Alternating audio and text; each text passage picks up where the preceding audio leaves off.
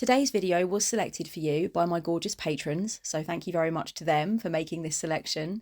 And if you would like to be involved in future video polls and also have access to the Discord, the one card riff video every month and other privileges as well, check out the tiers. I will leave all the information down below.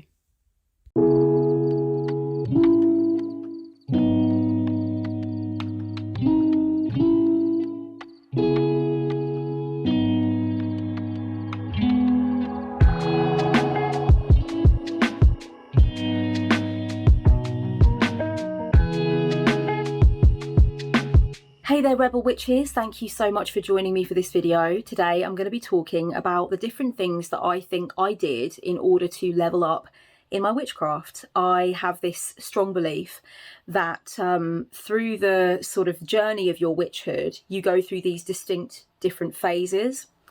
And most of the phases are sort of accompanied by or sort of started and ended by some kind of shift or some kind of level up.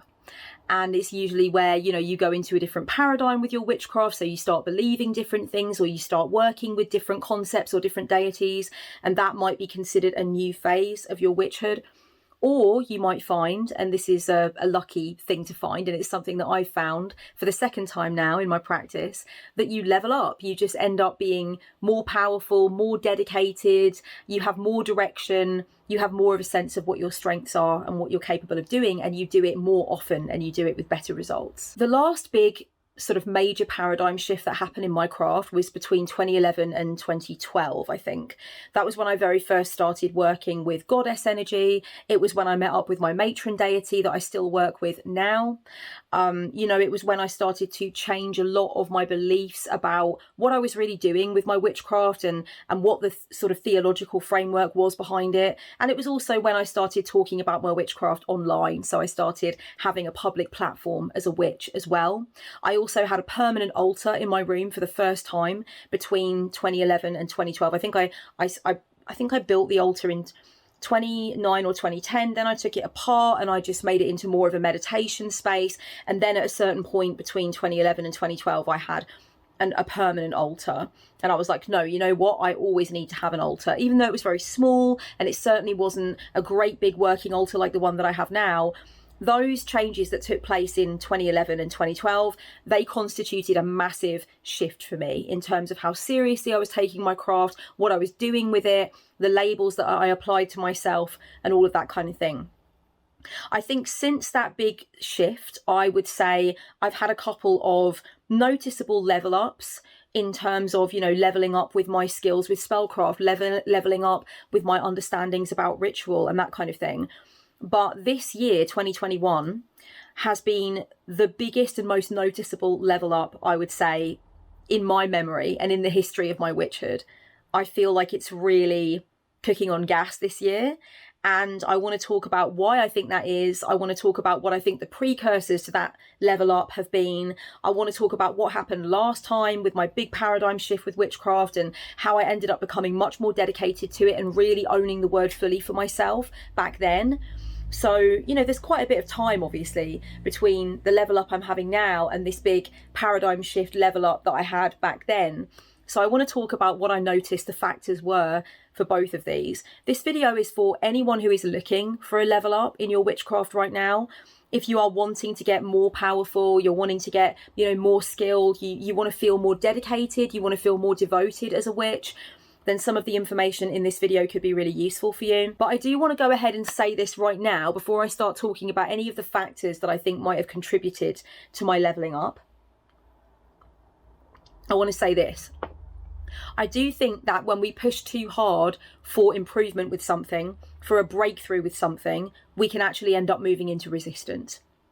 I think that if you're looking for a level up, if you're looking to get stronger as a witch, more dedicated as a witch, more focused as a witch, chances are you're right on the verge of doing that anyway, because you feel that you really want it. You feel that you really are capable of it. It's on your mind. It's something that you desire. And so I really feel like it's probably highly likely that you are much more in alignment with that reality than perhaps you previously were. And it's almost like you're in that 3 of Wands position where you're just about to step over. So I do think there are certain things that you can do to bring yourself even more into alignment with a level up, and to get better and stronger and more devoted and all that stuff.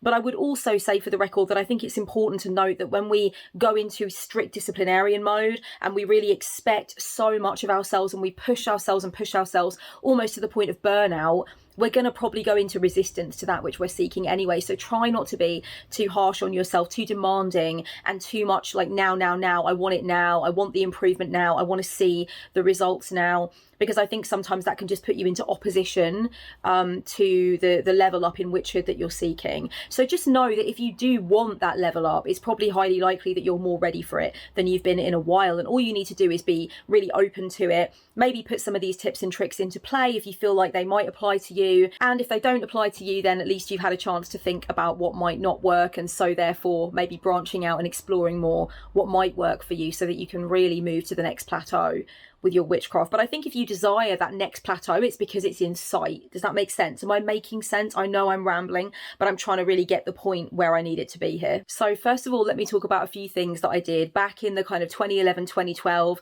level up that I experienced. Things that I think helped, things that I think definitely took me to that next stage in my witchhood. First things first, it was when I started to publicly talk about witchhood.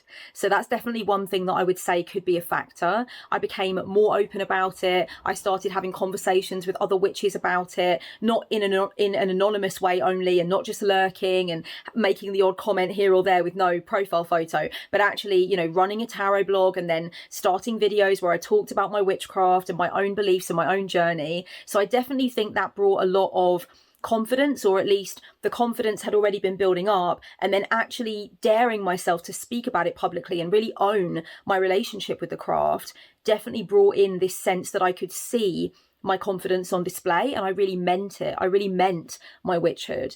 And I've spoken before in previous videos about how I shrugged the name on and off, you know. I've actually described it previously as the word witch being a little bit like a very thick fur coat. I liked wearing it, and I would never like wearing real fur, but you know what I mean? It was like this very ostentatious, old school sort of garment that felt great, but then it was cumbersome and it was tiring, and I didn't know if it was really me. And so I'd throw it off, and then I'd miss it, and I'd feel cold, and I'd pick it up and I'd put it on again. That was the word witch to me for so long. And then finally I came to this stage where I was like, I'm putting this on. This is me. It does describe, best of all, what I keep coming back to in spirituality, what I keep wanting to do. So I'm just going to own it and let myself own it.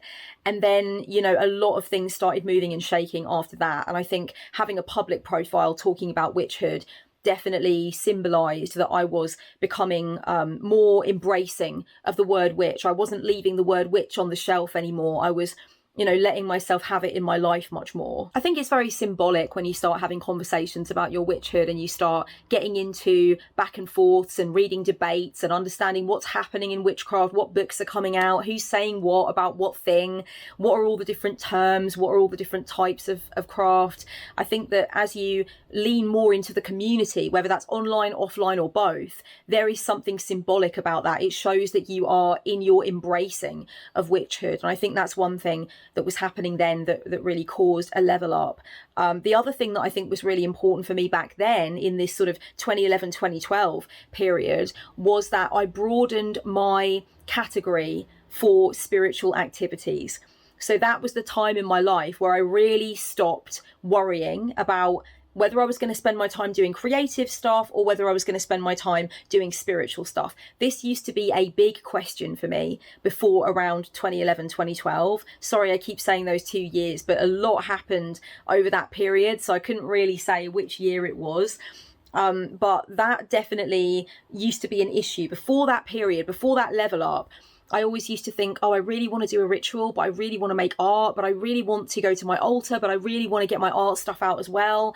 And worrying about what I would spend the time doing, you know, because I worked full time and, you know, I only had a certain amount of free time, like a lot of people, like most people, for whatever reason, whether it's because you work, whether it's because you're chronically ill, whether you've got childcare stuff, whether you've got all of that on your plate, you only have a certain amount of free time. And for me, there was always this grappling between, am I spending time with friends? Am I doing social stuff? Am I doing artistic stuff, creative stuff?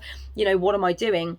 And for me, the sort of time in my life when I realized back then that creative activity is spiritual activity, that I could turn it into a spiritual activity, that was so revelatory for me. And my witchcraft has never been the same since. I have never been the same since as a human being. Just to know that I can carve out sacred space with all of my collage stuff inside it and actually channel spirit and make it into art, you know, see what comes through artistically and see that as my messages, or see that as the result of my ritual. I mean, that was really where it started to get real for me, quite frankly. I also broadened the category so that it included working out and, you know, my physical fitness, my food, all of that stuff became part of spirituality if I wanted it to be. I didn't always consciously think of it as a spiritual thing, but I could do if I wanted to.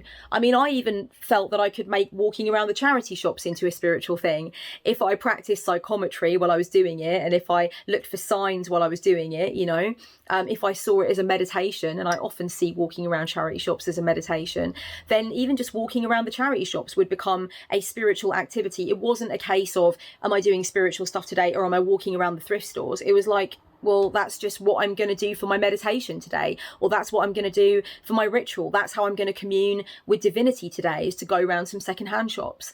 So everything became a lot more blurred. The lines of demarcation became very liberatingly blurred for me. That was a huge part of my level up. During that kind of 2011, 2012 time, when I last had a big paradigm shift, level up kind of thing, one of the aspects of that was that I started letting myself work with goddess energy. That was when I first started working with my matron deity that I still work with now. So that was a really big deal. And that was something that had been on the periphery for me and that I'd been wanting to try for a long time. I started allowing myself to bring Mother Mary more back into my practice again, all that kind of thing. And I started really focusing on the beings that I worked with that had always been there, that I'd always been really interested in, and I'd always turn to for comfort or support or inspiration. And I started bringing them more into my practice in a spiritual sense, really applying that to my witchhood more and more. But the other thing was that I think was so important was I normalized these relationships. I made them more casual, So not only did I bring goddess energy into my life, but I also recognized that I had to start talking to goddess as though she is just, a human being. Talking in that casual way, having that calm, really comfortable, friendly vibe, not always feeling like I had to stand massively on ceremony and I had to be super flowery in the way that I addressed the Holy Mother or hell, It had to be that I could just sit with a cup of tea. And I want to sort of stress that I only started on that road then. I feel like it was more kind of like the 2015, 2016 kind of time when I really had that level up in terms of like, oh, I'm just going to sit here in front of my statue of the Blessed Virgin Mother, and I'm just gonna have a cup of tea, I'm just gonna chat, I'm just gonna cry, I'm just gonna make it so normal, so casual. I don't need everything to feel like I'm genuflecting at mass, I don't need everything to feel like how it was when I watched the adults around me do it in Catholic churches when I was little. It can be really my personal relationship with this mother figure, and I don't want to feel like I have to get dressed up specially to go and see my mother, and I have to be on my best behavior, and I can't, cry or burp or say the wrong thing. I don't want to feel like that in front of my mother, so why would I want to feel like that in front of the divine mother, the symbolic universal mother? It didn't make any sense. So that was also a really big level up for me. It wasn't just that I was letting myself work with beings much more. I was allowing myself to work with deity. I was allowing myself to look at these rock stars and these artists that I'd always honored and actually bringing them in a spiritual context. I wasn't just doing that. I was also normalizing and making very casual the connections I was having with them. The communion that I was having with them would most of all be very cash. You know what I mean? It'd be very laid back. It'd be very just, we'd just be sipping on gin and juice, darling. I mean, it wouldn't have to be a big deal. We'd just be doing our thing, Oh my God, this coffee is just, oh, it's so good. It's almost naughty. It's like a spoon and a half of coffee, nearly a spoon and a half of vegan hot chocolate, and then a great big spoonful of sugar and loads of oat milk. Oh my goddess. It's just, that is the height of self-love. That is self-love in a motherfucking mug. Another thing that I think was a very big level up for me back then, when I had my last big sort of thing, you know, my last big sort of firework vibe with Witchhood, was that I started to personalize everything, the tools, the correspondences, all the symbolic stuff, you know, so it wasn't enough for me anymore just to call in the elements of earth, air, fire and water, or work with the elements of earth, air, fire and water. I had to think about what that meant for me, you know, and it had to be something that actually meant something to me. So what was water to me? What was I going to visualize for water? And how was I going to bring it in a way that made sense, you know? How did I really deeply emotionally feel about water, about earth, air, fire and water? And how could I symbolize that so that it made sense to me? And that was when I started using seashells to represent water, because it reminded me of the sea, you know. And that was when I started to use like imagery of earth, air, fire and water, you know, to really link in and lock in to what those elements meant for me. And I would also go in some really abstract directions with earth, air, fire and water. At one point I was thinking about who they would be as people, what I would name them, how would they dress, you know. If earth, air, fire and water were 4 women, what would those women be? What would they be like, you know? And sometimes I would use the 4 queens to represent the 4 elements, the 4 queens from tarot. So it was about making it more personalized and not just accepting, oh, the book says that you should call in the elements, the book says that you should work with these correspondences that mean these things. It had to be personal to me. I had to think about how it would really connect with my life and connect with my needs and connect with my emotions. It wasn't enough to just read things and then do them. You know, that was another big way in which I leveled up. I'm really about personalizing. I'm really about customizing. I'm really about taking anything that seems like it might be a good idea, but also feeding it through the lens of who you are as a human being, where you've been as a human being. You know, what is your culture, your background? What are your favorite things? What are your likes and dislikes? What was the last time that you really found yourself feeling connected to your witchhood? And how can you incorporate that? How can you make sure everything you're using has power and value to you? And in fact, since it's right next to me, right here and right now, I will let you guys know about my book. If you don't know already, it just won 2 Witchy Awards. Thank you so much to everybody who voted for Rebel Witch. This is an invitation to become a witch on your own terms. This is my love letter to those who want to do it in a maverick fashion and who want to put their own mark on their craft. So if you haven't purchased it and you would like to, I will leave all the information down below. You can have an Audible audiobook of it, or there's lots of different reputable places that you can buy it. So if you feel like one of the ways that you could level up would be to customize, to personalize, to tailor your craft to what really matters to you and what makes sense for you, what actually has meaning for you, then reading Rebel Witch might be a good place to start to get some ideas, if I do say so myself, you know. Cheers. So as I mentioned at the beginning of the video, darlings, I think 2021 has been a massive level up for me in witchhood as well. And there are a few specific reasons for that also, I think, and I'd like to share them with you. The first thing that I think has been a big cause of the level up that I've experienced is being single. Being romantically unattached, being celibate, just being completely out of the game, Pop-Tarts, and with no desire necessarily right now to jump back in. So, you know, that's been a really big deal for me, because that creative energy, that passion, that time that I would usually spend on a partner or partners, I have decided very consciously to reroute that towards my witchhood. And I think some of it was a conscious decision, but I think as well, some of it was just what had to happen. You know, obviously, as I said at the beginning, I think if you desire a level up, it's because you're due one, quite probably. You know, you're ready, you're in a position to be able to take that on. And I think I didn't actually realise the extent to which that was the situation for me until it really started happening. You know, when it comes to devotion in witchhood, one thing that I will say that's been really interesting for me, and this is just me, you know, maybe down below in the comments, anyone who has had this experience too can let me know, or something similar to this experience. For me, when I'm in a romantic attachment, I still see my friends, I still hang out with my friends, I still insist on having time with my non-romantic people in my life, and I have always done that. You know, I've always had my times where I still have access to those connections and I still put in to those connections, I always think it's terribly sad when somebody gets you know, a little too fixated on the romantic attachment to the detriment of everything else. I understand new relationship energy, and my God, I've had that. And I definitely would not appreciate friends standing in the way of me having that. But I think, you know, you have to find that place where you go back into balance and you see your friends and you connect with other people. To me, that's very important. And when it comes to my witchhood, there have always been times when I've had a romantic attachment where I have given less to my witchhood because I'm going through things in my romantic attachment or the new relationship energy. I really want to honor that. Or, you know, we have a full festival season together and, you know, I really want to honor that. And so a lot of my spiritual focus will be rerouted to doing things with my partner, for definite. But I've never had an experience before where I felt like I was getting the majority of my spiritual and transpersonal sensations from a romantic connection. Until 2019, when I realised I was in this situation where I didn't really remember the last time I'd had access to divinity in any other way.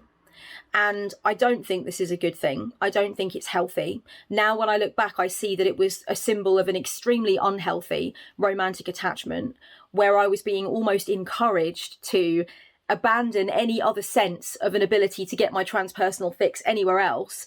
So it would just be focused solely on this one connection. And, you know, I started to realise that as I moved more into really just wanting to be single and stay single and focus on me and focus on what it was that I was lacking and what it was that I needed to sort through, you know, where I was being called to go spiritually and emotionally, I realised, I used to be the type of person that even when I was deeply in love with someone, I would still be deeply in love with witchhood, deeply in love with spirit, deeply in love with deity, you know, deeply in love with that spiritual path. Where's that gone? You know, where's that aspect of me gone? Why has it been so long since I got a transpersonal high from ritual? Why has it been so long since I really felt that divine connection from just looking at the moon? You know, that was robbed from me, for sure. It was stolen from me. And I let that happen. I was so oblivious to the fact that that was happening. It has been incredible to come back to me, darlings, to come back to being somebody who absolutely gets their divine, like, food from dancing to music or looking at the moon or being in ritual or being in visualization. It became almost impossible to do that with this last romantic relationship that I had. It was like it started to be meaningless. It started to be meaningless. When you are, you know, treated in certain ways by a romantic partner, you begin to cut off from all other forms of transpersonal joy. And you chase that forever evading, you know, sense of getting it through connection with this person who's constantly around you and constantly wanting of your attention, but constantly withholding theirs from you in certain ways. So it's been really interesting for me to recognize that it's possible for me to get into that kind of situation where I'm not letting myself have access to God in any other way, you know, divinity, that transpersonal sense that I'm part of it, and to melt into it. You know, I don't want to just have to experience that in bed with someone I love. That's never been me. I don't need to do it like that. I've never needed to do it like that, you know. Certainly it can be done like that, my darlings, but that's not the only thing I want on my menu. You know what I mean? That would suck. It did suck, you know, very much. And I never want that again. That was bollocks. So I've given myself a nice little chunk of time now to actually really connect with my path as my spiritual lover and to be devoted in a very romantic way to my witchhood.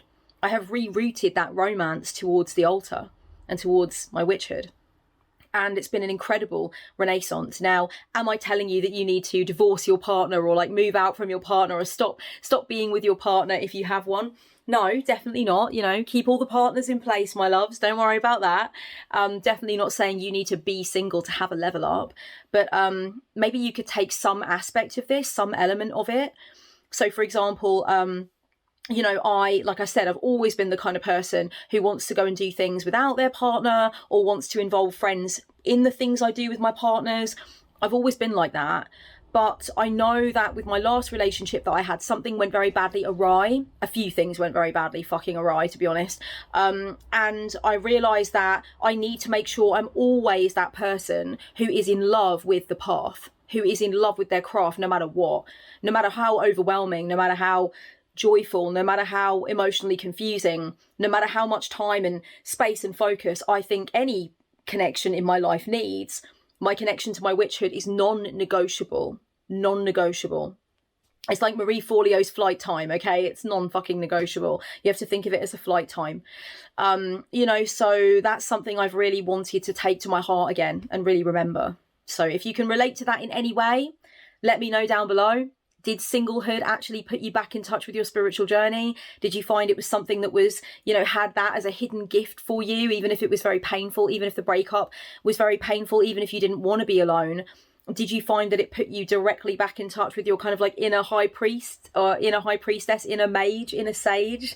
Let me know. Did you reawaken the dedicated mystic through not having a partner? And if you do have a partner or partners, for my non-monogamous people in the room, then do you feel like there is anything that you could change? You know, maybe you do have your partners, but you also want to see your witchhood as your partner. You want to go a little bit back to yoga on your witchhood. You want to see divinity as your romantic lover, you know, and really put some time and energy into that. That could really be a useful thing. Another way in which I've leveled up, my darlings, is using this. This is an external hard drive. Very, very useful. You can see it's got some potion bottles on it. It's a sticker with potion bottles on it that my friend got for me.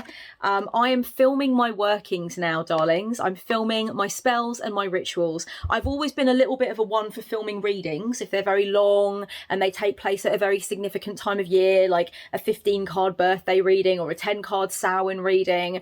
I'm likely to film those things, but I now have decided to start filming all of my workings. So I always take my tripod and my phone into sacred space. Whether or not I make sacred space is another thing, but that's all in my book, Rebel Witch, if you want to know more about that. But yeah, you know, I take my phone in and I actually record the whole working. And there's a couple of reasons for this. First of all, there's 3 reasons, okay? So first reason is sometimes during rituals or spells, with the spontaneous portion of them, afterwards I sometimes can't really remember what I did or what I said or what really happened. And so I would like to be able to look back, because sometimes it's quite frustrating. It's like a little bit like having a very heavy night out and then the next day being like, that's a bit hazy. If anyone's ever experienced that, but you've never experienced that from ritual, I can assure you, you can get that from ritual, and it is annoying and weird, but it's also part of the territory. So I want to know what happened. What did I say? You know, what was I doing? How long was I really meditating for or whatever? So I want to know that. You know, sometimes I chant random things, or I would just like to go back and be able to know that. Second thing is, it's easier for note keeping. I've noticed in the last year or so that record keeping can be quite tiresome for me after I've done quite a big ritual or quite a lot of work all together. And so, you know, this is my record keeping now. You know, it means I don't have to sit down and really write much down afterwards. I just go into the relevant month on the hard drive and there you go. It's all there. Third reason, and this might be one that would be really useful for some of you if you're having some resistance to doing ritual and spellcraft. I was having resistance to doing ritual and spellcraft at the beginning of this year. I was coming off of a very bumpy ride in 2020. I mean, who the fuck wasn't, right? And I really was feeling some resistance to getting down to work, to actually doing things. And I feel like if the camera's rolling, you know, if you actually go in there and you start filming, I feel like you're giving yourself that healthy self-surveillance. You know, I think a lot of self-surveillance can be unhealthy, where you're kind of looking at what you're doing as though you're over your own shoulder and you're kind of mocking yourself or disparaging yourself or thinking that's not good enough, you know. But I think there can also be some healthy self-surveillance where you just say, I would like to look at my own work and I would like to see how I'm doing.